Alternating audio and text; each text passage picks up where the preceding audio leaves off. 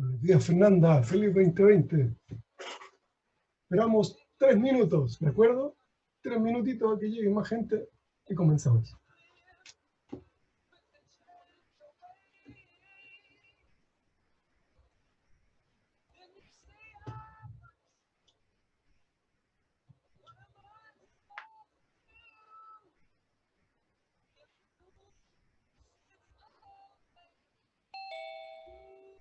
Buenos días, Camila.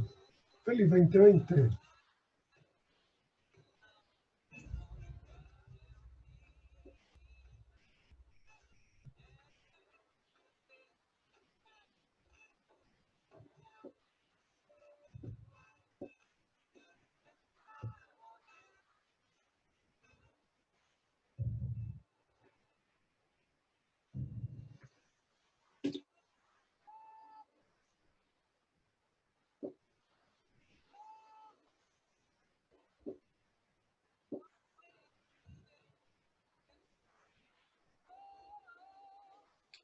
Maite.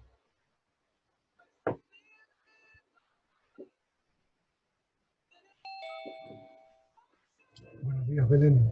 Feliz 2020.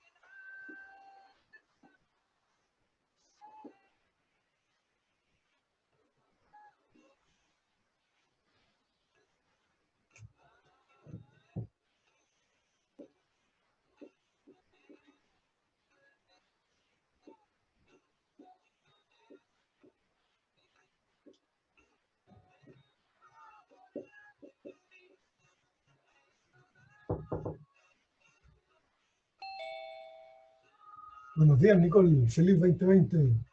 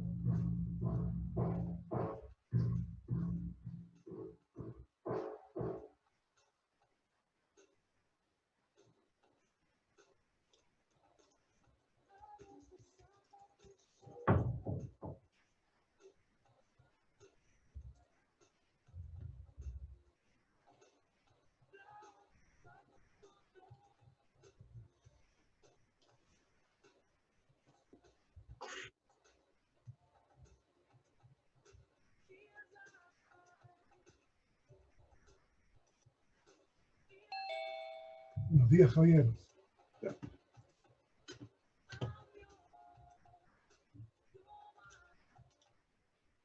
Ok.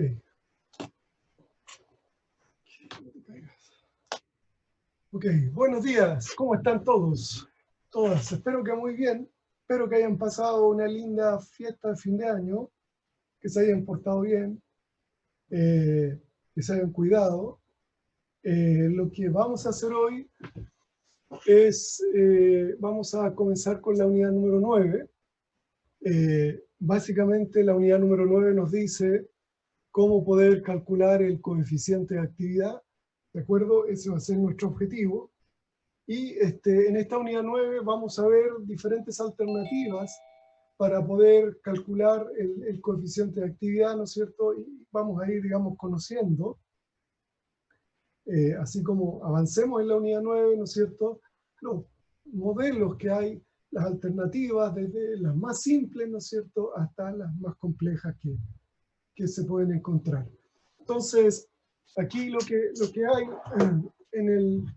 lo que hay aquí en lo que está escrito, ¿no es cierto?, es un poquito el objetivo nuevamente, ¿no es cierto?, que tenemos es modelar el equilibrio líquido-vapor de sistemas reales a baja presión. Ya todos sabemos, ¿no es cierto?, sistemas reales significa la fase líquida, una solución real, la fase vapor, un gas real, ¿no es cierto? Sistemas reales, estamos enfocados en principio en sistemas binarios, ¿de acuerdo? Esa es nuestra idea.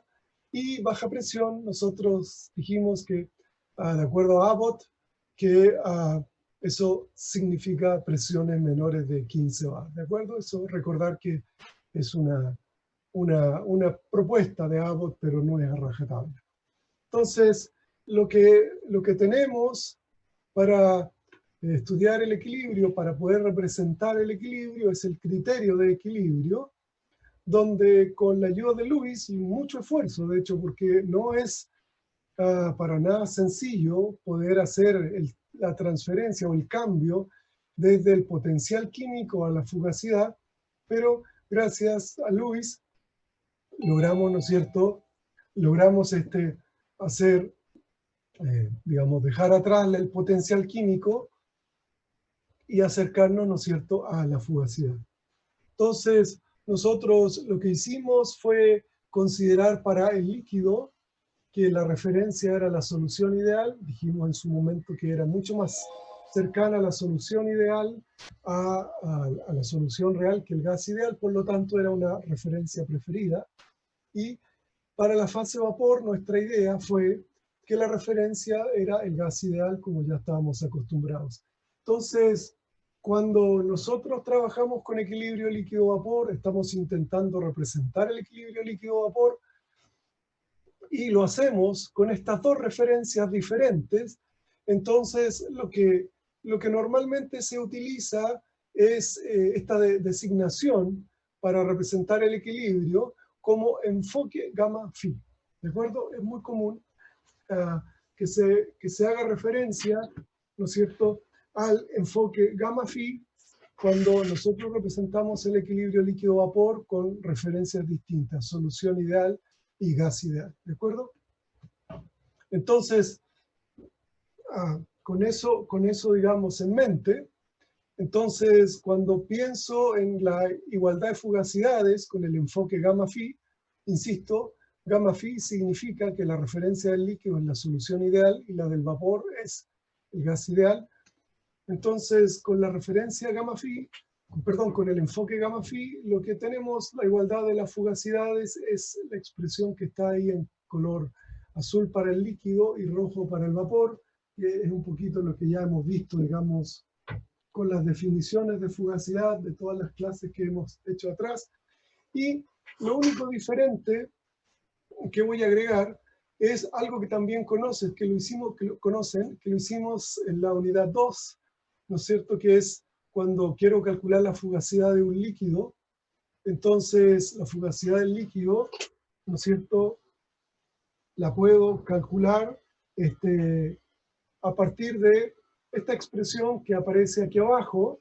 Por ahí la recuerdan, ¿no es cierto?, donde aparece el phi de la saturación, la presión de saturación y el pointing del componente, ¿no es cierto? Eso nosotros, de hecho, lo demostramos en la unidad 2 y mostramos que la fugacidad de cualquier líquido a una temperatura T se puede calcular de esta manera, ¿no es cierto? Y probablemente reconocen el pointing, lo vamos a ver todo un poquito más adelante, ¿de acuerdo? Entonces, cuando reemplazo esta fugacidad del líquido por esta expresión, lo que queda es un poquito lo que está aquí, miren, la fugacidad del líquido, ¿no es cierto? Y aquí es importante, lo hice explícito y de otro color para que pudiéramos verlo, cuáles eran las variables de cada una, ¿no es cierto?, de las propiedades que aparecen en la fugacidad. La fugacidad del líquido, va a depender de la temperatura, de la presión y de la composición. Este es el vector composición, ¿no es cierto? Aparece el coeficiente de actividad. El coeficiente de actividad en términos, digamos, generales va a depender de la temperatura, de la presión y de la composición. Estamos hablando de temperatura de equilibrio, presión de equilibrio, composición de la fase líquida en equilibrio. Por supuesto, la composición del componente I, la fugacidad de saturación del componente I, que depende de la temperatura de equilibrio, la presión de saturación del componente I, que también depende de la temperatura de equilibrio, y el pointing del componente I, que depende de la temperatura, de la presión de saturación y del volumen líquido del componente I. Entonces, lo que está escrito en Violacio son, de alguna manera, todas las variables que corresponden, ¿no es cierto?, a cada uno de los parámetros que tenemos en la fugacidad del líquido. Y en el caso de la fugacidad del vapor es bastante más simple, porque la fugacidad del vapor, ¿no es cierto?, depende de la temperatura, la presión y la composición de la fase vapor, todo en equilibrio. La fugacidad del componente I en fase vapor, que depende de temperatura, presión y composición, perdón, pica la garganta. ¿De acuerdo? Y por supuesto la presión de equilibrio y la composición del componente I en equilibrio. ¿Ven? Entonces, cuando hago la igualdad de las dos fugacidades, porque en la práctica este es el equilibrio, entonces ahora voy a sacar todos los paréntesis que están en Violacio, porque ya no interesa identificar de qué dependen. Entonces, el criterio gamma phi, ¿no es cierto? Tengo la fugacidad de la fase vapor y la fugacidad de la fase líquida. Perdón. Aquí estoy indicando que en el caso particular de la presión de saturación, que aparece en dos lugares, ¿no?, en esta expresión, va a ser, la puedo escribir como una función de la temperatura, con por ejemplo, una ecuación de tipo Antoine, cosa que ya habíamos visto para ¿no es cierto?, los componentes, para Raúl. Y el volumen del líquido, ¿no es cierto?, el volumen molar del líquido, del componente puro, se puede escribir en función de la temperatura y la presión a través de una ecuación de estado. Esto yo sé que eventualmente es discutible, porque uno podría decir, mira, la ecuación, si es cúbica, que si yo tengo problemas, está lo mismo. Pero en términos formales, ¿no es cierto?, existen expresiones que eventualmente yo puedo hacer esta estimación. Si no, puede que la conozca o no la conozca, pero eso da lo mismo por ahora. Pero en definitiva, cuando miro la presión de saturación, estoy mirando la temperatura, y cuando miro el volumen del líquido del componente puro, estoy mirando la temperatura y la presión, ¿de acuerdo? Eso es lo importante, más allá si es que efectivamente hay o no disponible una ecuación de estado. Entonces, con el enfoque, ¿no es cierto?, gamma phi, lo que puedo hacer, ¿no es cierto?, es obtener, ir al objetivo que tenía. Y recuerden que el objetivo práctico era obtener la razón de equilibrio, las composiciones del vapor respecto de la composición del líquido. Bueno, y se puede despejar de aquí muy sencillamente, ¿no es cierto?, porque es I sobre X, perdón, I sobre X. Entonces, la expresión que se obtiene para acá, ¿no es cierto?, es una función que depende de coeficiente de actividad, fugacidad de saturación, presión, POI, etc. Y cuando uno mira toda esta expresión, toda esta relación, en definitiva se da cuenta que depende de la temperatura, la presión y la composición, si es que tomo en cuenta estos dos elementos que estoy indicando aquí, ¿no es cierto? Entonces, fíjense, ¿por qué estoy diciendo esto? Porque si eventualmente alguien recuerda cuánto es el K de Raúl, el K de Raúl es simplemente la presión de saturación sobre la presión, ¿ven? Si de aquí alguien dijera, bueno, ¿cuánto era el K de Raúl? Fíjense, el K de Raúl es esto, miren. Esto que estoy indicando con línea punteada, ¿ven? Entonces, eso es el K de Raúl, miren, es mucho menos, mucho más sencillo, ¿ven? El K sub I de Raúl, ¿ven? Entonces, es mucho más sencillo que el K de un sistema, de una mezcla real, ¿ven? De un sistema real. Y recordar que el K de Raúl, en este caso, era solo función de la temperatura, que está aquí dentro, y de la presión, por supuesto, porque es explícito. Entonces, esto solo es función de la temperatura y de la presión. ¿Ven? Entonces, resulta ser el K de Raúl muchísimo más sencillo que si estoy trabajando o si estoy calculando el K real. Entonces, como con el propósito de poner esto un poquito en la superficie, digamos, bajarlo a tierra, entonces lo que podría hacer es recomendar, por ejemplo, a baja presión, la ecuación del virial para la fase vapor. Si hago eso, entonces el logaritmo del phi se puede calcular de esta manera. Nosotros lo mostramos cómo se llegaba a esto, recordando que el delta, ¿no es cierto?, en el caso de la ecuación virial, es una relación entre, perdón, es una relación entre el coeficiente virial cruzado y los coeficientes viriales de los componentes puros, ¿de acuerdo? Se define de esa manera. Y en este caso, el vapor, como es una expresión genérica, digamos, no estamos tomando ninguna, digamos, ninguna restricción, el vapor se considera una solución real de gases reales, ¿de acuerdo? O, dicho de otra manera, dicho al revés, un gas real que se comporta como solución real. Entonces, eso significa que el delta 1,2 es distinto de cero. ¿Por qué digo esto? Porque quizás por ahí lo recuerdan, que el delta 1,2 para una solución ideal o de Lewis y Randall, recordar que es lo mismo, ¿no es cierto? De Lewis y Randall en este caso era cero. ¿Se acuerdan? Pero en nuestro caso, estamos pensando en una solución real, por lo tanto, ¿no es cierto? El delta 1,2 es distinto de cero. ¿Sí? Y si es que eventualmente estamos interesados en el phi de saturación, es simple también, porque es el phi con la ecuación virial para un componente puro, ¿no es cierto? La presión de saturación por el coeficiente virial. En este caso fíjense, hice referencia al componente 1 porque es más fácil que con I, porque si no aparecen los J y la nomenclatura es muy extraña, entonces lo hice I. Entonces, fíjense que si nosotros analizamos, entonces, bueno, el phi de saturación se podría calcular con esta expresión, el phi del componente en la fase vapor se podría calcular con esta expresión. El pointing no lo escribí, pero todo el mundo eventualmente conoce cómo calcular el pointing, ¿no es cierto? Porque en definitiva no es nada, digamos, sofisticado, la exponencial del volumen, ¿no es cierto? Etcétera, etcétera. Entonces, el pointing no lo escribo porque en definitiva lo conocemos. Entonces, el gran ausente en esta expresión es el coeficiente de actividad, ¿no es cierto? El gamma. Entonces, la pregunta que viene a continuación es cómo vamos a poder calcular el gamma, ¿no es cierto?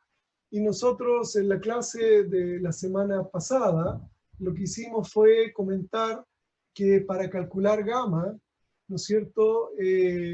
La preferencia o lo ideal, lo mejor, era hacerlo a través de las energías libres de Gibbs de exceso, ¿no es cierto? Y nosotros escribimos una ecuacioncita que la voy a repetir aquí, ¿no es cierto? Que el logaritmo natural del coeficiente de actividad, que es de hecho como nace la definición de coeficiente de actividad, en la práctica era el G, ¿no es cierto?, de exceso sobre RT, parcial molar. ¿De acuerdo? Y entonces, recordando cuál es la definición de propiedad parcial molar, simplemente, ¿no es cierto?, la escribí, es este corchete cuadrado, que es la derivada. Y en el caso particular de una mezcla binaria, para hacerlo más sencillo, ¿no es cierto?, los NJ que no son 1, en la práctica como es binaria, el único que queda es el componente 2. Entonces, si nosotros quisiéramos calcular o conocer el gamma, ¿no es cierto? Y esto probablemente hay alguno que ha ido a las ayudantías, porque hemos tratado de que los ayudantes avancen un poquito y me ayuden con la teoría, pero esto lo hicieron en una de las ayudantías, no me acuerdo si de Joaquín o de Franco, pero en definitiva, ¿no es cierto? Fíjense que en la práctica lo que yo necesitaría para poder calcular el gamma es una expresión para el G de exceso en función de la composición de la fase líquida. ¿Ven? Si logro encontrar una expresión para el G de exceso en función de la composición, entonces la podría derivar y de esa manera obtener el gamma. Es así de simple. ¿Ven? Es muy sencillo. Encontrar una G de exceso en función de el gamma, ¿no es cierto? Entonces, esa de alguna manera es nuestra tarea, ¿ven? Ver qué función de G de exceso en función de la composición nos va a servir o podríamos encontrar para derivarla y encontrar el gamma, ¿de acuerdo?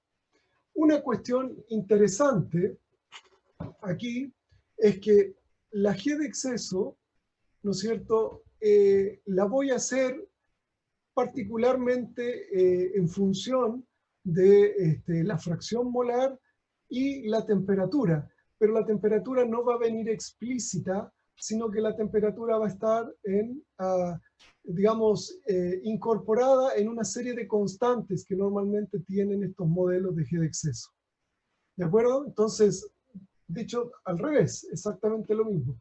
Los modelos de G de exceso normalmente son función de la composición y una serie de constantes. ¿De acuerdo? Aquí lo que dibujé fue un vector de constantes. ¿De acuerdo? Entonces, una serie de constantes, y esas constantes son a su vez función de la temperatura. Entonces, lo que uno, digamos, extraña aquí es la presión. Bueno, en realidad, lo que diríamos es que la presión no es relevante para el líquido y en general cuando la temperatura se va a mantener constante, estos modelos de G de exceso, ¿no es cierto?, van a ser casi, digamos, casi constantes, invariantes con la presión. Por esa razón es que generalmente, ¿no es cierto?, no la incorporamos como una de las variables de los modelos de G de exceso. ¿Por qué? Porque recuerdan que en termo 1 probablemente lo vieron con la profesora Tania, que los líquidos son incompresibles y si yo a un líquido mantengo la temperatura constante, modificando la presión es muy poco probable que yo pueda modificar el resto de las propiedades. Entonces, en general, ¿no es cierto?, se acepta esa hipótesis simplificatoria para los líquidos, ¿no es cierto?, la incompresibilidad de los líquidos. Por lo tanto, ¿no es cierto?, la función queda básicamente en estos modelos en términos de la composición, por supuesto, y una serie de constantes que van a ser dependientes de la temperatura. Eso lo vamos a ver ahora un poquito más adelante. Entonces, lo que dibujamos aquí, o lo que está tomado de aquí, digamos, son 6, de alguna manera, esquemas muy sencillos donde mostramos, ¿no es cierto?, las 3 variables de exceso. La G de exceso en color violáceo, el H de exceso en color rojo y el S de exceso por T en color azul. ¿De acuerdo? Y fíjense que aquí no es otra cosa que la definición de G. Entonces, hay 6 sistemas binarios y son, digamos, de todo tipo, están todos a 50 grados Celsius, o sea, los 6 sistemas están a 50 grados Celsius, ¿de acuerdo? Y son muy variados. Por ejemplo, el A, que corresponde a es cloroformo normaleptano, el B, acetona metanol, el C, ¿no es cierto?, acetona cloroformo, etanol, qué sé yo, pero etcétera, etcétera, etcétera, ¿no es cierto? Pero en definitiva hay digamos, una serie de compuestos. Y fíjense que aquí lo que está dibujado, yo lo marqué solo para el primero, para tener idea. Fíjense, aquí está la G de exceso en color violáceo, T por S está en color azul, ¿ven? Y el H de exceso está, ¿no es cierto?, en color rojo. Eso lo podemos ver, miren, para el sistema, el segundo sistema también, ¿no es cierto?, la G de exceso, el T por S, el H. Fíjense, tengo valores de G de exceso, propiedades positivas, y eventualmente puedo tener propiedades negativas, como en este caso, ¿no es cierto?, en el sistema acetona-cloroformo, fíjense que la G de exceso es negativa, T por S y H también. En el cuarto sistema, ¿no es cierto?, en etanol normal heptano, fíjense, pasan cosas raras, porque el T por S, que es este que está aquí, estoy indicando, ¿ven? Es primero positivo, después negativo, el H siempre es positivo, y el G, ¿no es cierto?, también es positivo. Por ejemplo, en el caso del etanol cloroformo, que es el penúltimo, fíjense, el T por S, ¿no es cierto?, oscila positivo-negativo, el H oscila positivo-negativo, y el G de exceso más o menos se mantiene, ¿no es cierto?, positivo. Y lo mismo pasa aquí, digamos, son el H negativo, el T por S y el G de exceso, ¿no es cierto?, es positivo. Entonces, lo que es interesante, ¿no es cierto?, pensando en que necesitamos conocer esta funcionalidad, es que la forma de la G de exceso, ¿no es cierto?, pareciera ser una forma, digamos, no muy sofisticada, ¿no es cierto? Pareciera ser una función relativamente, no digo sencilla, pero una función no tan complicada, ¿sí? Entonces, fíjense que aquí hemos agregado, ¿no es cierto?, otra función también, otro sistema, ¿no es cierto?, donde yo no los alcanzo a leer, pero son bien sofisticados, porque no alcanzo a ver, trimetilmetano con benceno, trimetilmetano con tetracloruro de carbono, benceno 2,2,4, trimetilpentano, metano propano, ¿no es cierto? Agua, peróxido de hidrógeno, qué sé yo. Pero miren, observen que la funcionalidad, solo la G de exceso, ¿no es cierto? Fíjense que la funcionalidad no es tan sofisticada, ¿ven? Entonces, es una funcionalidad que en definitiva no es sofisticada, ¿no es cierto? No, la cuestión es que lo que veo es que la función, ¿no es cierto?, no debería ser tan complicada. Y lo otro que veo, lo otro que tengo que recordar es que cuando estoy, ¿no es cierto?, transito por esta línea de color negro, que corresponde al X1, cualquiera sea el componente igual a 1, lo que tenemos es el componente 1 puro, y recordar que el componente puro es una solución ideal. Entonces, la G de exceso tiene que ser 0. ¿Ven? Y de la misma manera, ¿no es cierto?, si estoy sobre la línea azul, eso significa X1 igual a 0, o sea, componente 2 puro. Entonces, la solución ideal, ¿no es cierto? Perdón, estoy en presencia de una también solución ideal, porque el componente 2 puro es una solución ideal. Por lo tanto, en ambos casos, todas las propiedades de exceso, ¿no es cierto?, son 0, porque se trata de soluciones ideales. Entonces, en los extremos voy a tener una solución ideal, voy a tener una solución ideal, ¿de acuerdo? Entonces, por esa razón es que la función se hace sencilla de la G, porque la función de G tiene que comenzar en 0, porque es una solución ideal, y tiene que terminar en 0, porque también es una solución ideal. Entonces, cuando tengo que comenzar en 0 y terminar en 0, entonces las funcionalidades realmente no son tan difíciles de representar. ¿De acuerdo? Entonces, mirando esto, que es un poquito experimental, todos estos son resultados experimentales, los que teníamos en esta figura, ¿no es cierto?, y los que estoy representando en esta segunda figura son todos experimentales. Entonces, con esa idea de que en realidad, ¿no es cierto?, la función de G de exceso no es una función complicada, que tiene una forma medio parabólica, ¿no es cierto? Entonces, lo que vamos a hacer es mostrar cuáles son las alternativas, ¿no es cierto?, para los modelos de G de exceso. ¿De acuerdo? Y es decir, qué es lo que en definitiva, estudiando estos diagramas, esta información experimental, ¿no es cierto?, se ha de alguna manera, digamos, se ha descubierto y se presenta en la literatura. Y de todos los modelos, el más sencillo es el modelo de Margules, ¿de acuerdo? Es el modelo de Margules. El modelo de Margules tiene dos versiones. Tiene una versión de un parámetro y tiene una versión de 2 parámetros, ¿de acuerdo? Entonces, la versión de un parámetro, fíjense que lo que dice es que nosotros podemos representar el G de exceso sobre RT como si fuera una parábola con una expresión tan simple, ¿no es cierto?, como A por X1, X2. Entonces, aquí lo que quiero aclarar, ¿no es cierto?, lo que dijimos al comienzo, que todos estos modelos tienen parámetros y los parámetros van a ser función de la temperatura. En el caso del modelo de Margules de un parámetro, el parámetro A que aparece aquí, ¿no es cierto?, va a ser efectivamente una función de la temperatura.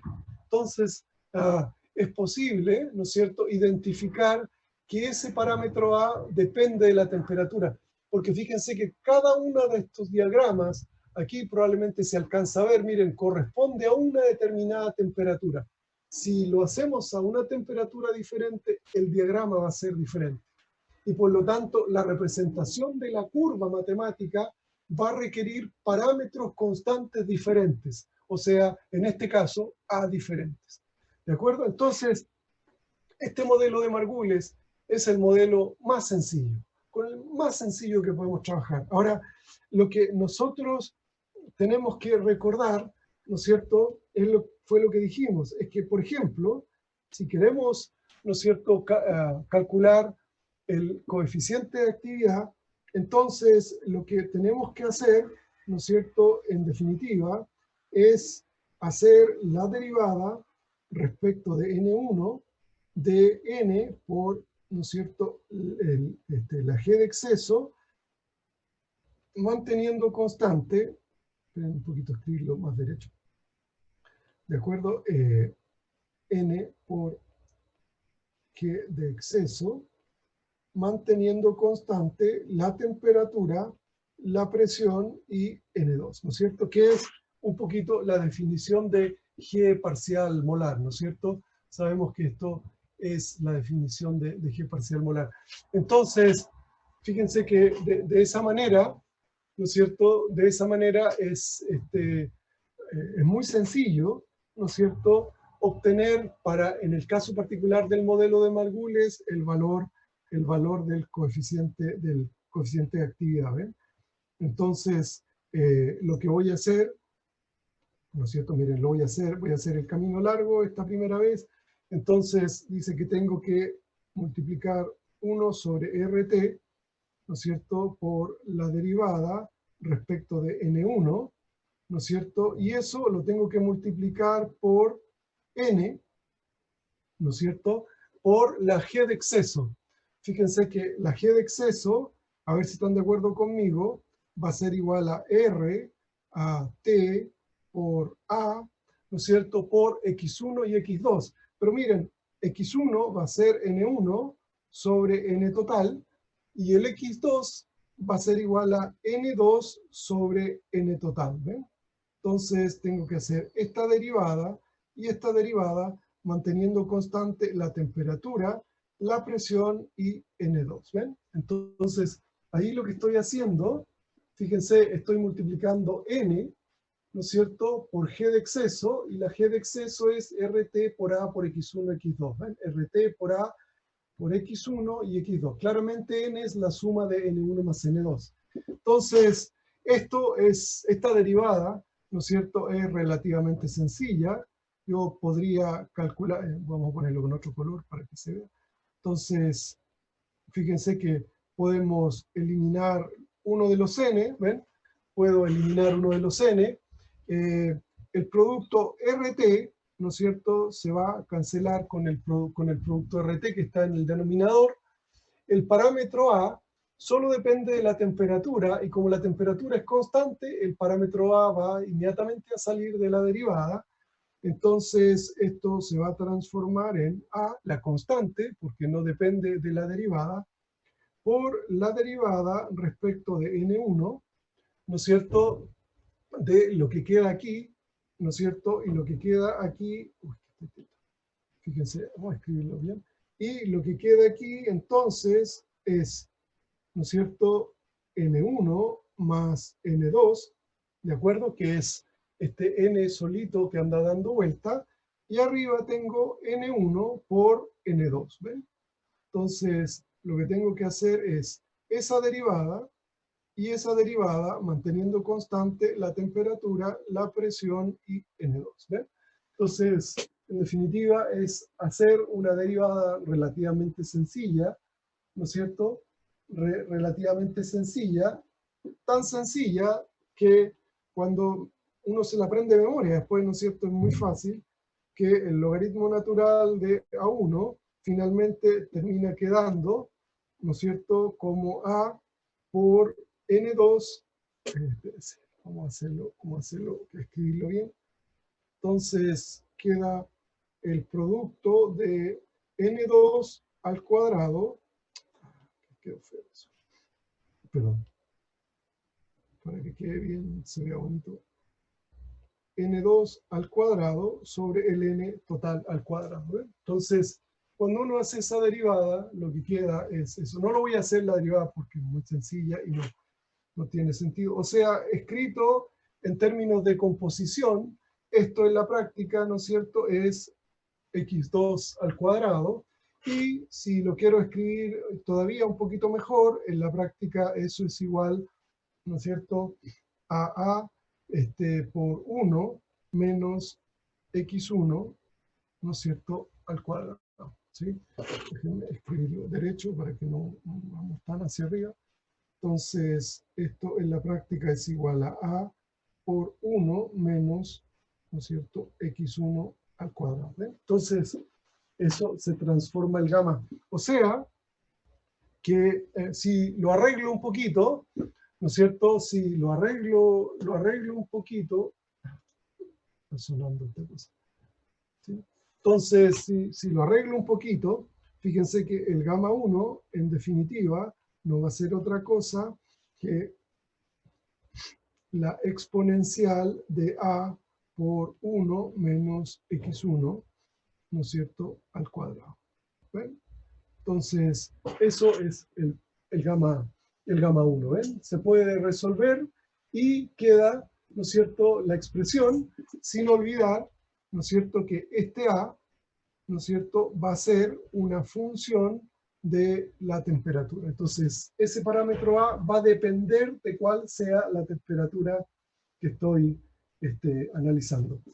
Ustedes podrían hacer exactamente lo mismo para el componente 2, y lo que encontrarían es que para el componente 2, ¿no es cierto?, para el componente 2, lo que obtengo es la exponencial, ¿no es cierto?, de a por x1 al cuadrado. ¿Bien?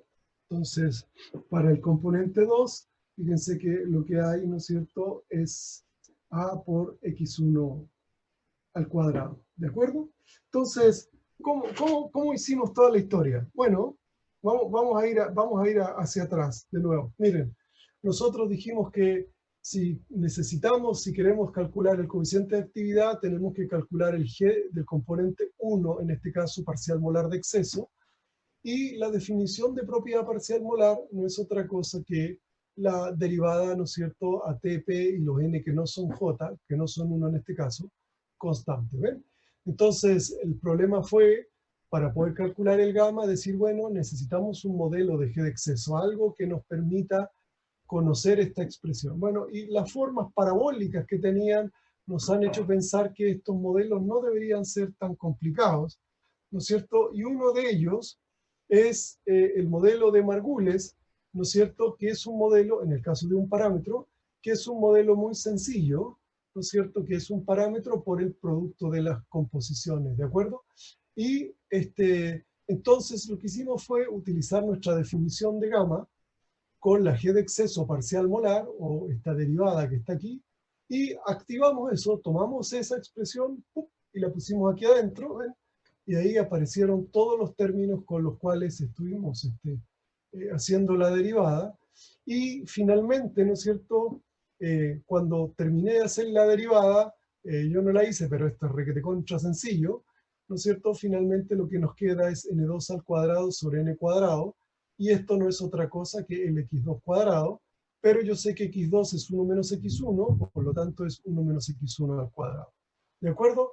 Y eso, digamos, escrito, ya digamos, para ambos componentes, ¿no es cierto? Encuentro que el gamma 1 es esta forma y el gamma para el componente 2, ¿no es cierto?, tiene esta otra forma. Recordar que es exactamente el mismo parámetro, así que en ambos casos, digamos, uso el mismo A. Entonces, es una expresión muy sencilla, ¿no es cierto?, para el coeficiente de actividad, pero tiene, digamos, marcadas limitaciones, ¿de acuerdo? Tiene marcadas limitaciones, ¿de acuerdo? Y la primera limitación es que matemáticamente hablando, independiente cuánto sea la constante, y eso lo pueden hacer ustedes, yo no lo voy a hacer porque además hay que escribir un montón y no tiene mucho sentido, lo pueden hacer en un papelito.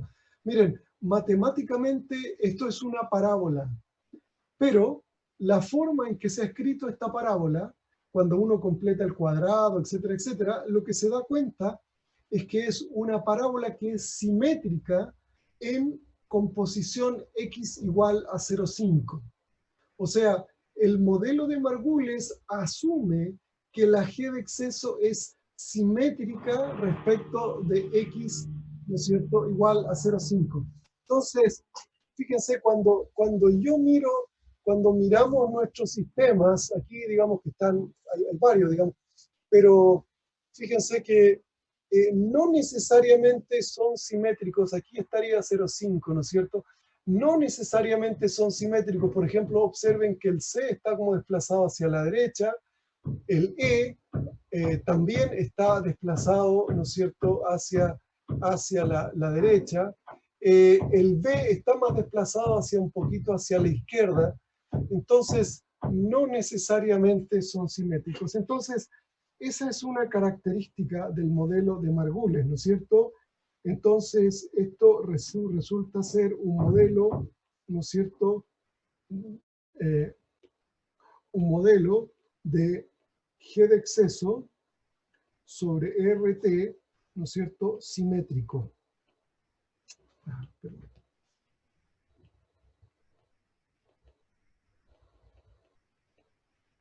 ¿Simétrico? No, simétrico.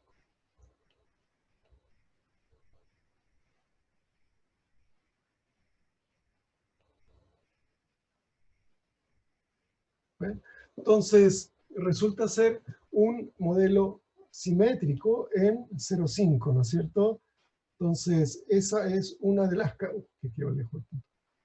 características que tiene el modelo de Margules.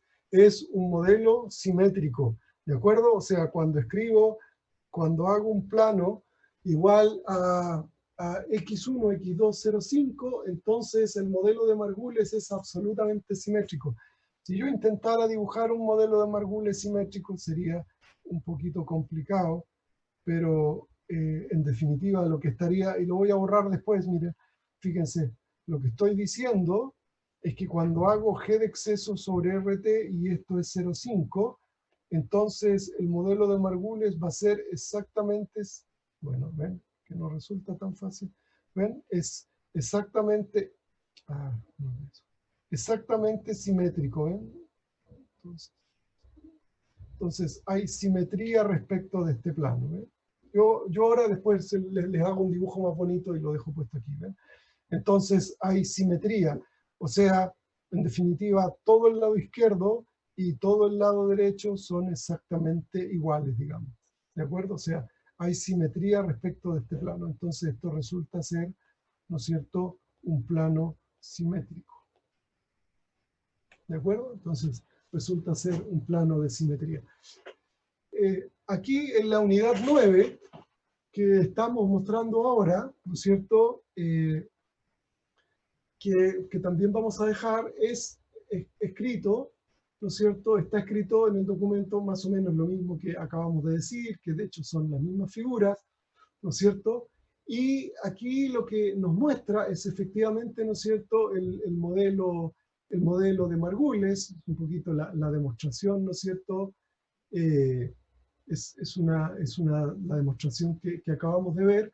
Y fíjense que el problema de la simetría se repite, ¿no es cierto? El modelo de G de exceso es simétrico, pero miren, cuando nosotros hacemos el gráfico, ¿no es cierto?, gamma 1 y gamma 2 en función de x1, observen cómo también hay simetría en los valores de gamma respecto de 0,5. Miren, la curva azul y la curva roja, o gamma 1 y gamma 2, es como si fueran un reflejo de un espejo que está en x igual a 0,5.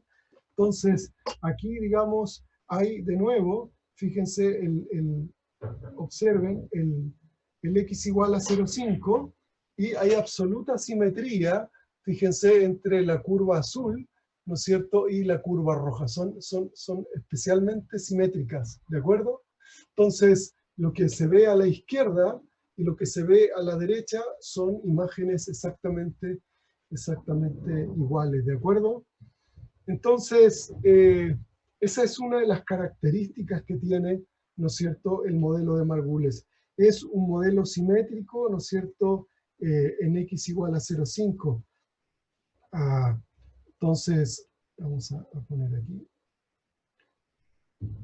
Entonces, lo mismo ocurre, ¿no es cierto?, la representación, eso es lo que acabamos de ver, lo voy a dejar por escrito por si las moscas. Entonces, la representación de logaritmo natural de gamma 1. ¿Es logaritmo natural o gamma 1? Da exactamente lo mismo la simetría. Lo voy a escribir como logaritmo natural porque es lo más frecuente. Logaritmo natural de gamma 1 y logaritmo natural de gamma 2, ¿no es cierto?, son simétricas respecto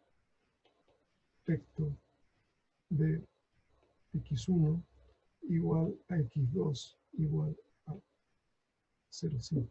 Las representaciones, perdón. Las representaciones, debo decir. Las representaciones de eso son simétricas también respecto, ¿no es cierto?, de x05. Lo que normalmente uno puede ver, digamos, pero yo creo que es evidente, ¿no es cierto? Fíjense, lo voy a dejar escrito aquí. Miren, lo que suele ocurrir es que el A puede ser el parámetro A, ¿no es cierto? Entonces, el parámetro, el lápiz está raro, pues mi mano la que está rara.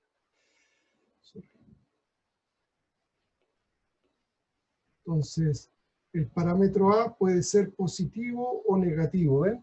El parámetro A puede ser positivo o negativo. Fíjense, cuando es positivo, entonces la G de exceso sobre RT son también positivas. Y cuando el parámetro es negativo, entonces las G de exceso sobre RT son, ¿no es cierto?, menores que 0. ¿Ven? Entonces, depende un poquito del valor del parámetro. ¿De acuerdo? Entonces, ¿ven? El parámetro puede ser positivo o negativo, y ese positivo o negativo va también a ir, ¿no es cierto?, a la G de exceso, ¿de acuerdo? Que es, va a tener esa expresión. Si ustedes miran un poquito estas definiciones, ¿no es cierto?, esto también va a traer como consecuencia, ¿no es cierto?, esto va a traer como consecuencia, miren, si el A es positivo, ¿no es cierto?, si el A es positivo, significa que los gamma van a ser mayores que la unidad, ¿de acuerdo? Y en este otro caso, los gamma, ¿no es cierto?, van a ser menores que la unidad. ¿Sí? ¿Eso es importante? Sí, va a ser importante. ¿Por qué razón? Porque fíjense que aquí voy a estar representando sistemas de tipo 2 y aquí voy a estar representando sistemas de tipo 3. O sea, en definitiva, el modelo de Margulies es capaz de representar sistemas de tipo 2 y sistemas de tipo 3, dependiendo de cuál sea el signo de, ¿no es cierto?, del parámetro A. Si es que es positivo, si es que es negativo. ¿De acuerdo? Entonces, si es positivo, la G de exceso va a ser positiva, los gamma van a ser mayores que la unidad. Uno los pueden ver inmediatamente aquí, ¿no es cierto? Si el A es negativo, la G de exceso va a ser negativa, los gamma van a ser menores que la unidad. Y nosotros vimos en la unidad 6 que cuando eso ocurría, ¿no es cierto?, hacíamos referencia a sistemas de tipo 2 o sistemas de tipo 3. ¿De acuerdo? Entonces, eso lo pudimos ver. Por supuesto que si el A es 0, es, ¿no es cierto?, sistemas de tipo 1. ¿Sí? Pero no lo menciono porque no tiene mucha utilidad. ¿De acuerdo? Entonces, sistemas con valores de A igual a 0 son sistemas de tipo 1. Entonces, ¿qué es lo que hay detrás? Lo que significa, entonces, es que el modelo de Margulies es capaz de representar, ¿no es cierto?, azeótropos. ¿De acuerdo? No tiene ningún problema en representar azeótropos. Fíjense, es capaz de representar sistemas de tipo 2 y sistemas de tipo 3. ¿De acuerdo? Eso lo dejamos así. Y lo otro que tenemos que decir es que el parámetro A, ¿no es cierto? Lo vamos a escribir aquí, ¿no? Fíjense que el parámetro A, ¿no es cierto?, se obtiene por ajuste del modelo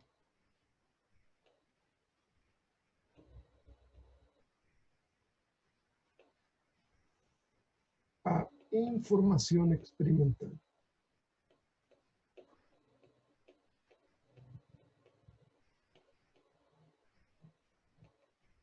¿Ven? Entonces, eso es importante. El parámetro A se obtiene ajustando el modelo a la información experimental. Es una teclita, es una perillita, es una herramienta que permite sintonizar el modelo con la información experimental, ¿de acuerdo? Entonces, cuando digo que el parámetro A se obtiene a partir del modelo experimental, entonces digo que A, ¿no es cierto?, es un parámetro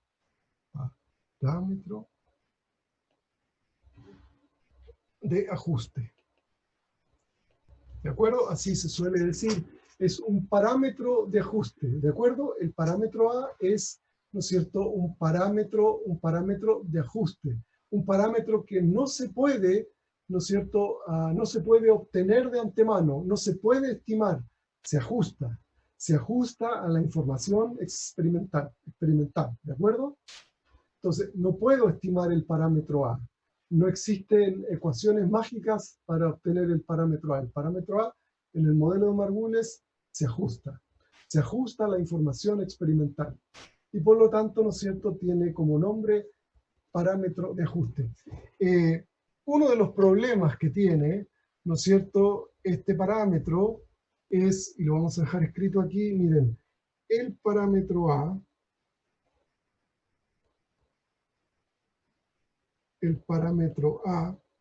¿no es cierto?, no tiene, espérense un poquito, el parámetro A, ¿no es cierto?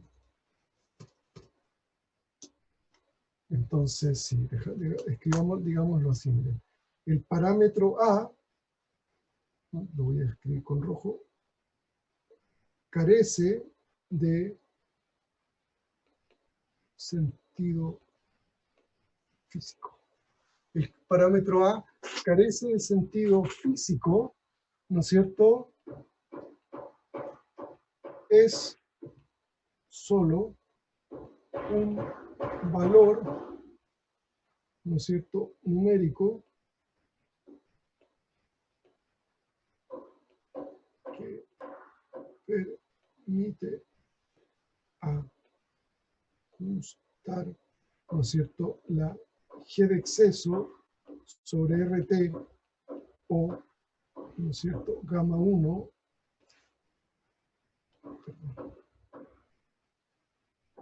o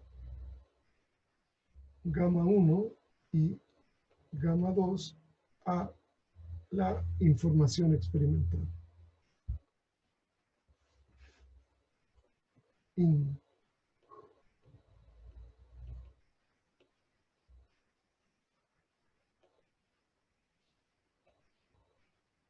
¿Ve? Entonces, el parámetro A no tiene sentido físico. Es decir, si el parámetro A, voy a decir número cualquiera, si el parámetro A diera A vale, no sé, 14, ese número 14 no tiene sentido físico. Es solo un parámetro de ajuste con el que puedo ajustar la G de exceso sobre RT o los coeficientes de actividad a la información experimental. Pero el número, ¿no es cierto? El valor numérico no tiene ningún sentido, ¿de acuerdo? No significa nada, ¿de acuerdo? No significa nada y por lo tanto, digamos, lo tengo que tomar como es, simplemente como un ajuste, ¿no es cierto? Fíjense que por eso es que este modelo de Margules, ¿no es cierto? Por eso es que, fíjense que este modelo de Margules, en la práctica, ¿no es cierto?, es una correlación, ¿no es cierto?, es una correlación numérica, no, numérica no.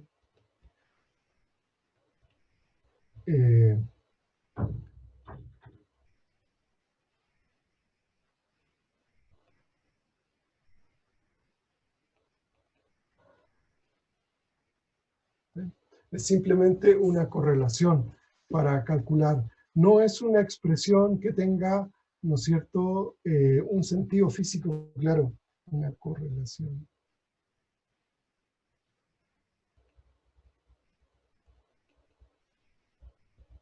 Ahora después vamos a ver qué significa, qué implicancias tiene eso.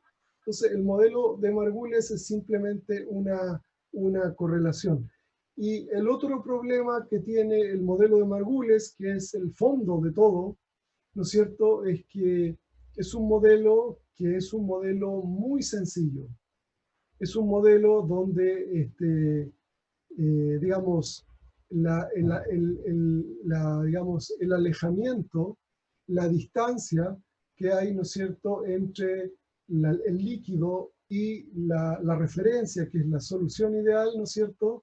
Entonces es un alejamiento no significativo, es decir, para aquellas mezclas líquidas que se alejan, ¿no es cierto?, que se alejan muy poco de la solución ideal. Entonces, fíjense, vamos a hacer eso en un esquemita que es más fácil. Entonces, si nosotros podemos dibujar algo así, miren, a ver si me resulta algo bonito, ¿no es cierto? Miren, si nosotros pudiéramos hacer una especie de escala, algo así. ¿Eh? Entonces, voy a poner la referencia aquí, ¿no es cierto? La solución ideal. ¿Ven? Esta es la referencia, la solución ideal. Entonces, lo que nosotros podríamos tener distintas soluciones reales, ¿ven? Podríamos tener una solución real 1, qué sé yo, ¿no es cierto? Una solución real 2, ¿sí? Una solución real 2, ¿no es cierto? Y una, por acá la voy a dibujar, fíjense, una solución real 3, por ejemplo, qué sé yo. Entonces, la idea, ¿no es cierto?, es que el modelo de Margules, en definitiva, no va a funcionar cuando estoy muy lejos, ¿no es cierto?, de la referencia, y sí va a funcionar muy bien cuando estoy cerca de la referencia, ¿ven?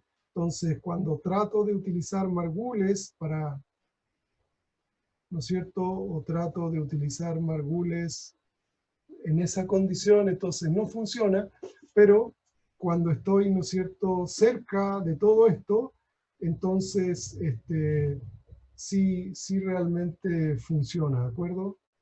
Eh, ahí digamos que sí funciona cuando estoy tratando de pensar en Margules. Vamos a poner aquí Margules. ¿De acuerdo? Entonces, Margules. Bueno, cuando estoy muy cerca de la solución ideal o cuando hay, ¿no es cierto?, alejamiento que no es significativo de la referencia, entonces sí, Margules funciona. Estamos pensando Margules con un parámetro, ¿eh? Con dos parámetros ya la cosa cambia un poquito. ¿Ven? Entonces, eso lo voy a dejar aquí escrito, ¿no es cierto?, cuando se trata de,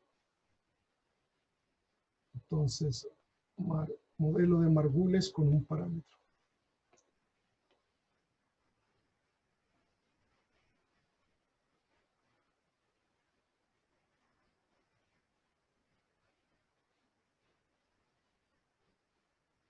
¿Ven? Con un parámetro, con A distinto de 0. Entonces, cuando tengo ese modelo, claramente funciona cuando estoy cerca de una solución ideal.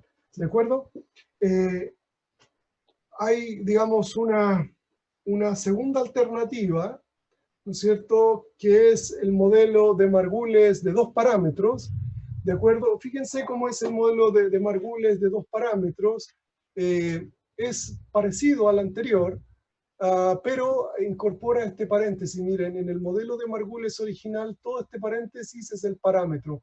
Ahora, digamos, ese único parámetro se ha dividido en dos parámetros, el A21 y el A12. ¿Ven?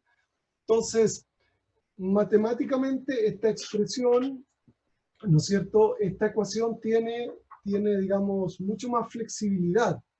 El modelo de Margules de dos parámetros tiene más flexibilidad. Entonces, con el modelo de Margules de dos parámetros, la idea es que, ¿no es cierto?, es posible tener mezclas cuyo G de exceso no es simétrico. Entonces, en este caso, digamos, con dos parámetros, nosotros podemos tener distintos tipos de, G de exceso, no solo simétricos, sino que podemos ser muchísimo más generales en la expresión muchísimo más generales, ¿no es cierto? Entonces, este modelo de dos parámetros podría, si fuera el caso, ¿no es cierto?, representar un comportamiento que es asimétrico. Miren, por ejemplo, eso que es asimétrico, ¿ven? Ahora que no lo quería simétrico, me dio simétrico. Bien. ¿Ven? Entonces, algo más deformado todavía para que, ¿ven? Miren, por ejemplo, ven comportamientos de ese estilo. O eventualmente, dependiendo de los signos que tengan el A21 y el A12, podríamos encontrarnos con situaciones como esta, miren. ¿Ven? Podríamos tener un comportamiento de ese estilo. También podría eventualmente funcionar el modelo, ¿no es cierto?, el modelo de Margules de dos parámetros. Aquí lo que estoy dibujando es, ¿no es cierto?, sobre RT, y aquí estoy dibujando, ¿no es cierto?, X1. ¿Ven? Entonces, esa es la ventaja de un modelo de Margules de dos parámetros, que hace muchísimo más flexible todo el trabajo, ¿no es cierto?, y permite que la G de exceso tenga ese tipo de comportamiento. Recordar que en todo momento, ¿no es cierto?, en todo momento, esta G de exceso o esta otra G de exceso, ¿no es cierto?, son información experimental. ¿Ven? Entonces, siempre estamos ajustando, ¿ven?, información experimental. ¿Ven? Entonces, eso no hay que perderlo de vista. Ahora, ¿cómo encontraron o cómo obtuvieron esta expresión para el logaritmo? Es exactamente como lo hicimos nosotros. Lo que habría que hacer es derivar respecto de n1 toda esta expresión, que no es para nada complicado porque aparece el n1 sobre n1 más n2, qué sé yo, pero son ejercicios muy simples, ¿no es cierto? Y eso dicho, en términos, digamos, más prácticos, es recordar que si necesito calcular el logaritmo natural de gamma 1, ¿no es cierto?, que sé que es el G sub I de exceso sobre RT, entonces no va a ser otra cosa que 1 sobre RT por la derivada respecto de N1 de N por G de exceso, ¿no es cierto?, dividido, perdón, manteniendo constante, ¿no es cierto?, manteniendo constante la temperatura, la presión y en el caso de ser una mezcla binaria, N2 constante. ¿Ven? Entonces, no es otra cosa que esto. Y en la práctica el G de exceso ya lo tengo aquí. Entonces, en definitiva, es pasar este G de exceso, ¿no es cierto?, ponerlo ahí. O sea, no es otro trabajo que agarrar ese G de exceso y ponerlo en ese lugar. ¿Ven? Y con eso, entonces, lo que uno puede obtener son los diferentes, ¿no es cierto?, son los diferentes G de exceso, ¿de acuerdo? Entonces, si ustedes quieren, así lo dejamos, ¿no es cierto?, lo dejamos completo. Entonces, voy a poner aquí dos parámetros, ¿de acuerdo? Entonces, voy a poner aquí el modelo de Margules de dos parámetros. Entonces, solo lo voy a escribir, modelo de Margules, ¿no es cierto?, de dos parámetros.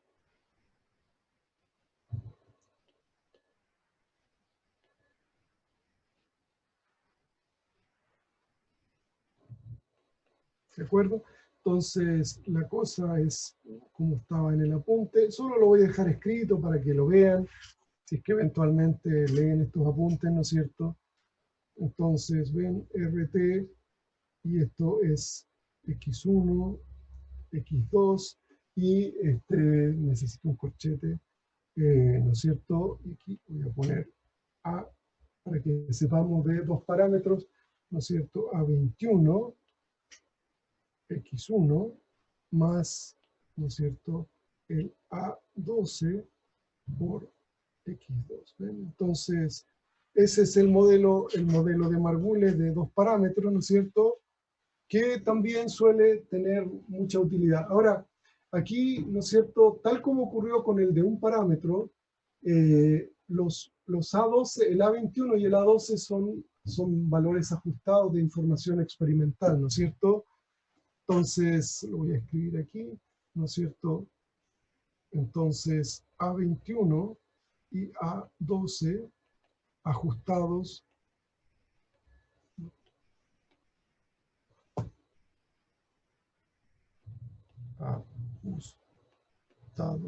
de información experimental.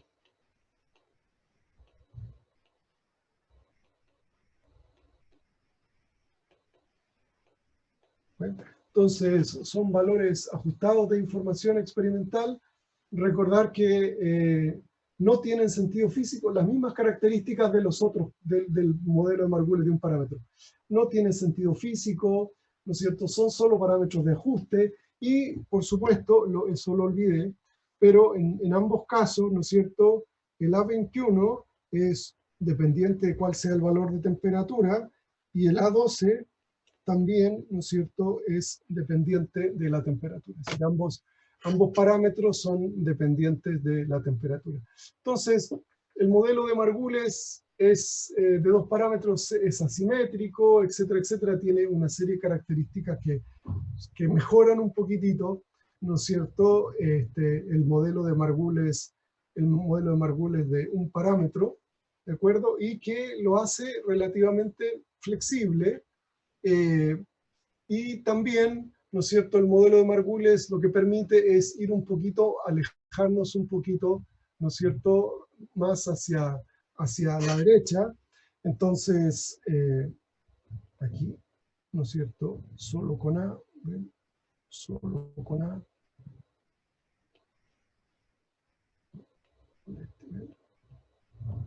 Solo con A, ¿ven? Cuando lo hago solo con A, pero eventualmente, ¿no es cierto? Voy a poner otro color para que lo podamos ver.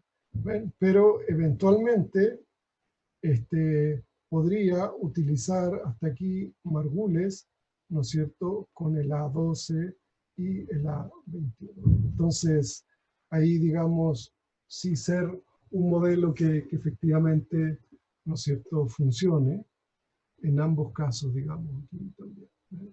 Que el color nos diga, nos ayude a entender.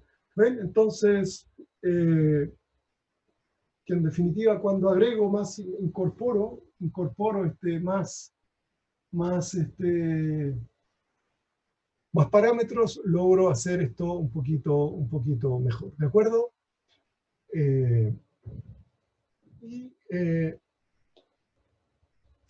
Y entonces, ¿no es cierto? Y entonces aparecen ya modelos que son más profesionales. ¿Qué quiero decir con modelos más profesionales? Con modelos que efectivamente, cuando yo tengo que hacer una representación de la G de exceso, probablemente utilizaría, ¿sí? Probablemente utilizaría porque son modelos robustos que finalmente, ¿no es cierto?, me van a ayudar a poder resolver mi problema y resolverlo bien. Y uno de estos modelos que es y esto lo tenemos que dejar por ahí registrado, guardado, ¿no es cierto?, recordar un poquito, el modelo de Rayleigh-Chichester es un modelo que es, de alguna manera reconocido y utilizado, y el modelo de Rayleigh-Chichester se caracteriza por ser una serie de potencias, miren cómo está aquí, ¿ven? Es una serie de potencias que, digamos, uno podría, digamos, seguir alargando, seguir extendiendo hasta, digamos, cuando quisiera. Entonces, si ustedes se fijan un poquito, el modelo de Rayleigh-Chichester contiene el modelo de Margules de un parámetro. Fíjense, si B, C, D y todos los que siguen son 0 en la serie, entonces, fíjense, solo el A es distinto de 0, entonces lo que voy a poder encontrar, ¿no es cierto?, es el modelo de Margules, ¿no es cierto? Y eventualmente, si ustedes hacen C igual a 0, D igual a 0, lo sacan. Recuerdan que el x2 es 1 menos x1 y trabajan con A y B, podrían eventualmente tener el modelo de Margules de dos parámetros. Entonces, el modelo de Rayleigh-Chichester, insisto, es un modelo que es muy utilizado, es muy popular, porque en la práctica es una serie de potencias que puede incorporar el número de parámetros, tantos parámetros como yo necesite para ajustar la G de exceso, el modelo a la información experimental. ¿De acuerdo? Entonces, en definitiva, ¿no es cierto?, tal como ocurrió con el modelo de Margules, con los modelos de Margules, los parámetros A, B, C y D no tienen sentido físico, solo son números, ¿de acuerdo? Solo son números. Lo que sí estoy de acuerdo con ustedes, que probablemente lo están pensando, ¿no es cierto?, que A, B, C, D y todos los que sigan, ¿no es cierto?, y todos los otros parámetros que sigan son función de la temperatura, ¿no es cierto? Son todos función de la temperatura, pero no tienen, ¿no es cierto?, no tienen sentido físico, no tienen sentido físico absoluto, son solo función de la temperatura y además, ¿no es cierto?, son ajustados a la información experimental, ¿de acuerdo? Eso hace que el modelo tenga, ¿no es cierto?, el nombre de modelo semiempírico. Yo creo que en mi apunte no olvidé la palabra semi, así que yo lo voy a agregar antes de subirlo. ¿De acuerdo? Pero lo podemos ver. Pamela, dígame, ¿qué quiere preguntar? Profe, es que tenía una duda, ¿por qué está enfocado solo a mezclas líquidas? Porque en este caso específico, Pamela, nosotros estamos tratando de calcular el coeficiente de actividad de la fase líquida. Entonces, todo nuestro esfuerzo está yendo hacia el líquido. Mira, deja mostrar esto de acá. Mira, fíjate, que es un poquito como partimos. ¿Ves? Nosotros, cuando encontramos el enfoque gamma phi, este que está aquí, ¿ves?, que estoy indicando ahora, nosotros dijimos, mira, el phi del vapor lo puedo calcular con la ecuación virial o con la ecuación Penn-Robinson, da lo mismo, pero voy a usar la virial, que es la más fácil, la que me acuerdo, de hecho. Con el phi de saturación, pasaba algo parecido, mira, ¿ves? Con la ecuación virial lo puedo calcular. Pero el gran problema es el gamma, ¿ves? ¿Cómo calcular el coeficiente de actividad? Y claramente, ¿no es cierto? Y fíjate, el coeficiente de actividad representa, ¿no es cierto?, la fase líquida, ¿ves? Entonces, el coeficiente de actividad tiene que nacer, ¿no es cierto?, a partir de información de la mezcla líquida, ¿sí? Entonces, por esa razón es que todo nuestro enfoque ha estado en, ¿no es cierto?, la fase, de hecho, en la fase líquida. Entonces, para poder encontrar el gamma de la fase líquida, nosotros lo que estamos haciendo con esta idea, digamos, de, ¿no es cierto?, de la G de exceso, sorry, se me fue la cosa. Aquí, ¿ves? Entonces, como necesitamos el gamma, ¿no es cierto?, el coeficiente de actividad del componente 1 en la fase líquida, que normalmente no se dibuja, quizás eso sea un error, pero en la literatura no dibuja la L, dan por defecto que se trata de la fase líquida, ¿no es cierto? Entonces, en definitiva, lo que buscan, ¿no es cierto?, es, lo hacen a través de la G de exceso. Entonces, en definitiva, todo está enfocado en la G de exceso de la fase líquida. Y entonces, perdón, y entonces, ¿ves? Uno de estos modelos de G de exceso para la mezcla líquida es efectivamente lo que estábamos comentando de el modelo de Redlich-Kister. Entonces, para la fase vapor no se hace, básicamente porque para la fase vapor se utiliza ya sea la ecuación virial, ya sea la ecuación de Penn-Robinson o alguna de esas ecuaciones, pero sí se necesita, ¿no es cierto?, encontrar una G de exceso para la ecuación, ¿no es cierto?, para la fase, perdón, para la fase líquida. ¿Sí, Pamela? Sí, gracias, profe. Súper. Buena idea, o sea, levanten la manito porque cuando levantan la manito se escucha una campana, entonces me doy cuenta inmediatamente. Lo que está dibujado en el apunte es, ¿no es cierto? Aquí miren, es las características que tiene, a ver si alcanza a aparecer las dos cosas. Miren, las características que tiene el modelo, ¿qué hora es? A las 11:15. Miren, las características del modelo de Redlich-Kister con los parámetros A, B y C, que en definitiva tú lo puedes truncar cuando quieras, digamos. En el primero, en el segundo, en el tercero, eso depende de la mezcla. Pero miren lo interesante, observen lo que hace esto, miren. Si nosotros, en el caso A, que está en color rojo, solo dejamos distinto de 0 A, B, C y todos los otros, entonces fíjense que lo que obtengo es el modelo de Margules, ¿ven? Con la simetría. Pero fíjense que si logro que A y B sean distintos de 0, y si tienen signos diferentes, lo que podría lograr, que fue lo que dijimos, Margules de dos, Margules de dos parámetros, fíjense que el comportamiento que podría tener es positivo y negativo, que puede ocurrir y de hecho ocurre. Y, por ejemplo, si tuviera una G de exceso mucho más sofisticada, miren, que tiene una sección positiva, una sección negativa y nuevamente una positiva, lo puedo hacer con 3 parámetros distintos de 0, o sea, con la serie truncada a partir del C, hacia adelante, ¿no es cierto? Por supuesto, con signos probablemente con el B negativo, con el A positivo, con el C positivo, etc. Pero puedo ser capaz de representar, ¿no es cierto?, este tipo de comportamiento. Entonces, por eso es que insisto en esto, insisto en que Redlich-Kister es un modelo para G de exceso que a la gente le gusta mucho, que se usa, es muy popular. ¿Por qué? Porque es muy flexible, es tan flexible como sigue agregando parámetros hasta que logres ajustar el G de exceso experimental con el modelo, ¿ves? Hasta que logres, hasta que seas capaz de hacer esa representación. En el caso, en este apunte, en el caso particular, ¿no es cierto?, de que el A y el B fueran distintos de 0 y C y D fueran todos 0, el coeficiente de actividad, ¿no es cierto?, que se obtiene están dibujados ahí. Entonces, la misma expresión, ¿no es cierto? No hay nada distinto para poder calcular este logaritmo de gamma 1, por ejemplo. Lo que hicimos, ¿no es cierto?, fue dibujar 1 sobre RT por la derivada respecto de N1 ¿no es cierto?, de n por g de exceso, manteniendo constante la temperatura, la presión, y en este caso N2 si se trata de una mezcla binaria. ¿Ven? Entonces lo hicimos de esta manera, no es nada del otro mundo.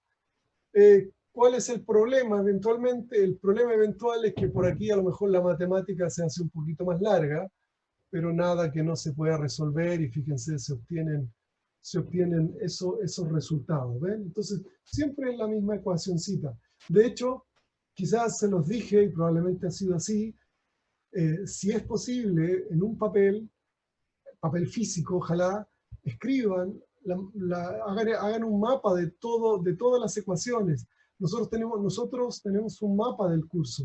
¿Se acuerdan? De las mezclas binarias, reales, ideales, qué sé yo. Entonces yo sugeriría que en ese mismo mapa puedan ir agregando las distintas definiciones para poder entender. Pamela, levantó la mano, dígame. No, profe, era lo de delante. Ah, perdón, que quedó la mano levantada. Bajar la mano, listo, ahí lo bajé. Ok, entonces, en la práctica no es tan difícil, ¿ven? Solo se necesita ese modelo. Y como les digo, este modelo de Redlich-Kister es un modelo que es muy, muy popular, muy popular, porque es simplemente una serie. Insisto, yo voy a agregar A, B, C y D hasta cuando logre ajustar la información experimental, ¿no es cierto?, a los modelos que yo tengo. Que logre ajustar el modelo a la información experimental. Entonces comienzo con A, si no alcanza, agrego B, si no alcanza, agrego C, si no alcanza, agrego D, y si no, las que siguen hacia adelante. ¿Ven? Entonces, con un programita muy simple, en MATLAB, qué sé yo, en Excel o en lo que sea, es posible hacer ese ajuste muy preciso y obtener una muy buena herramienta. ¿Eh?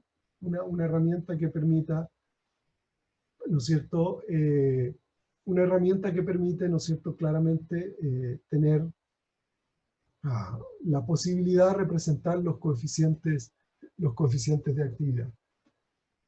Así, nuevamente, el problema, ¿no es cierto?, de los parámetros A y B en este caso, o A, B, C, D, lo que sea, es que no tienen sentido físico, no significan nada, ¿de acuerdo? No significan absolutamente nada en el sistema, ¿de acuerdo? Una cuestión importante que dejé un poquito para el final, para que veamos ahora, es que cómo ocurre, ¿no es cierto?, con el modelo de Margules o todos los modelos. Entonces, fíjense que lo que nosotros podríamos hacer, ¿no es cierto?, es determinar el coeficiente de actividad de ilusión infinita. Voy a escribir aquí, un poco más derecho, coeficiente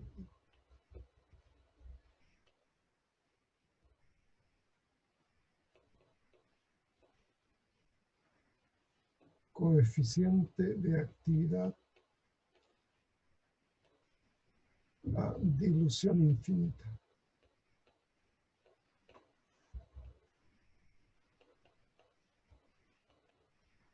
La dilución infinita. Entonces, recuerden un poquito el concepto de ilusión infinita, ¿no es cierto?, que nosotros habíamos comentado hace un tiempo atrás. Supongan que tengo el componente I, entonces el componente I va a estar a dilución infinita cuando esté rodeado de componente J, ¿ven? Muchos componentes J y prácticamente muy poco de I, en este caso estoy dibujando solo uno, ¿ven? Entonces, dilución infinita, ¿ven? Entonces, ese es el concepto de ilusión infinita, y por ahí alguno recordará o alguna recordará que, ¿no es cierto?, esto es el máximo, ¿no es cierto?, máximo alejamiento de la idealidad.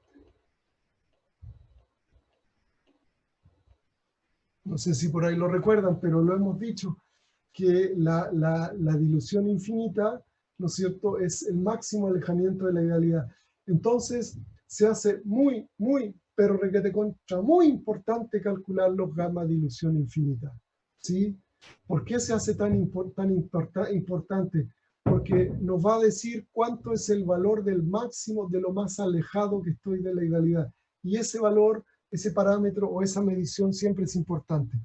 Entonces, fíjense, recordar que dilución infinita era un superíndice infinito, ¿verdad? Entonces, miren, el coeficiente de actividad a dilución infinita, ¿no es cierto? Es fácil, se define simplemente como el límite, en este caso de xi, tendiendo a 0, ¿no es cierto?, de gamma i. Entonces, es una definición muy sencilla, ¿ven? Tengo que aplicar el límite del coeficiente de actividad. Entonces, por ejemplo, cuando tomo el modelo de Margules, ¿no es cierto? Vamos a escribir Margules mejor. Entonces, fíjense, cuando tomo el modelo de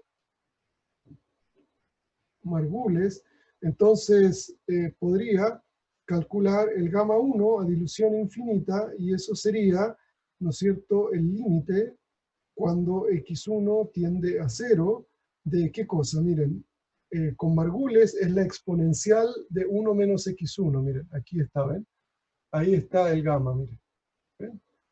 Es la exponencial de 1 menos x1 al cuadrado. Entonces, fíjense, es la exponencial, ¿no es cierto?, de a por 1 menos x1 al cuadrado. ¿Ven? Entonces, eso es lo que tenemos para el coeficiente de actividad de ilusión infinita. Y claramente cuando se hace esta operación límite y el x1 tiende a 0, ¿no es cierto?, ese número se hace 0, desaparece, o sea, eso desaparece, ¿no es cierto?, y queda simplemente la exponencial de a.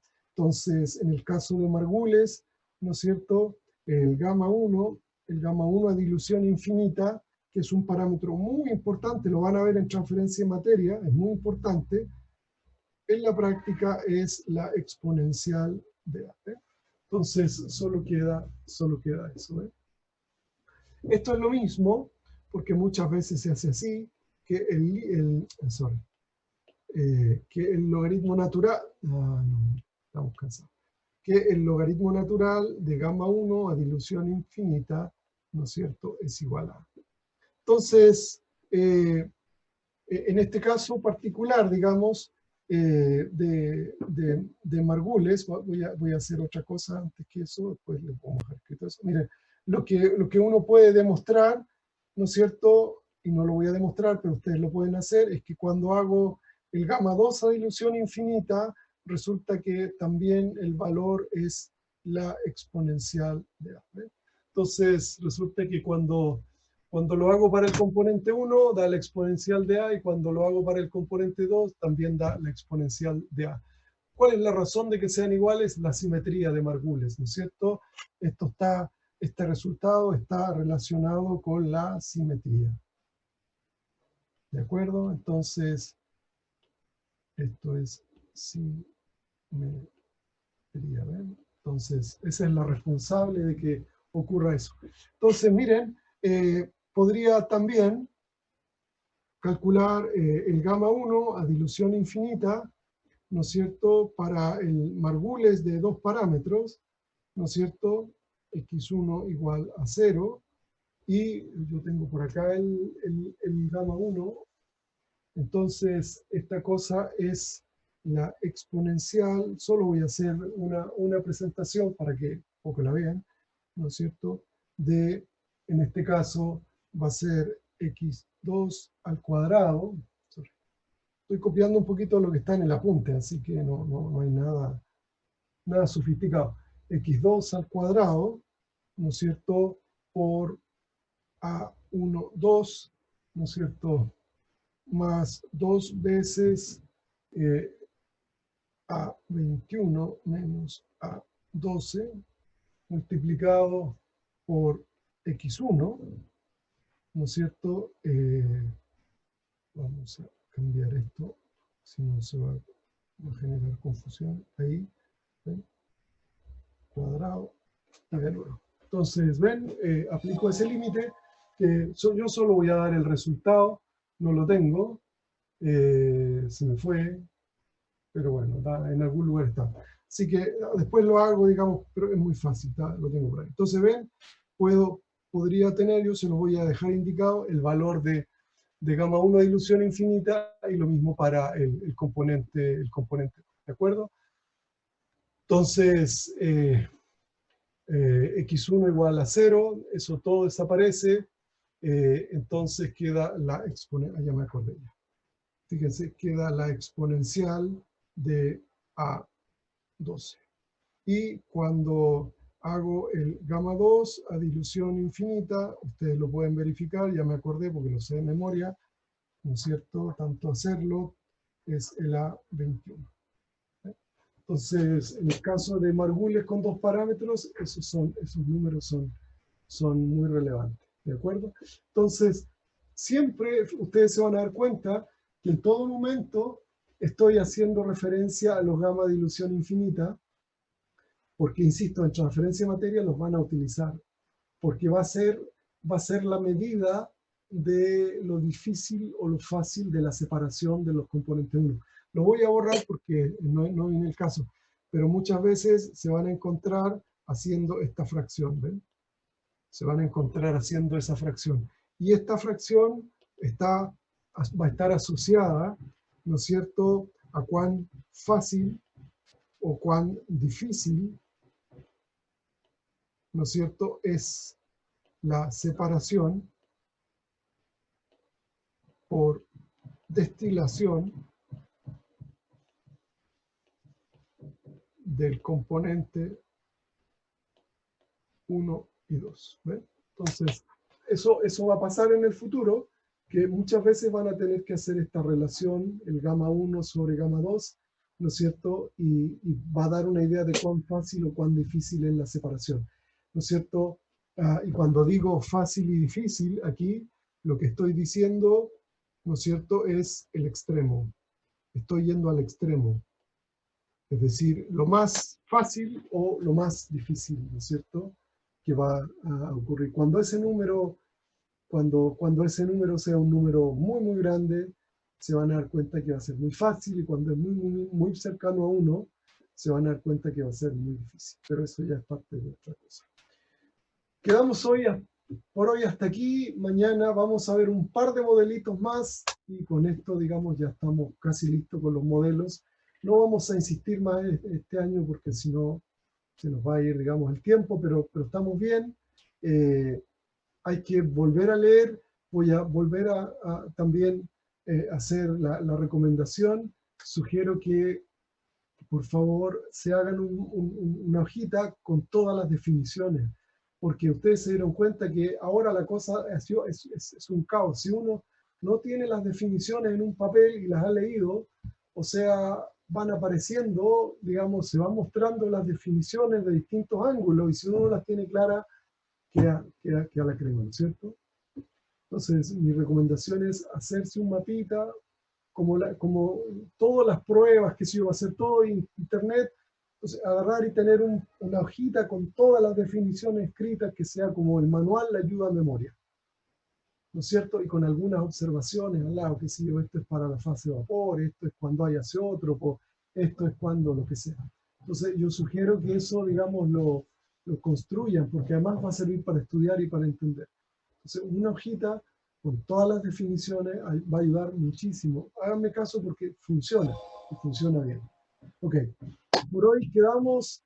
Nos vemos, si Dios quiere, mañana. Gracias por la sintonía o por haber estado, y nos vemos, si Dios quiere, mañana. Adiós.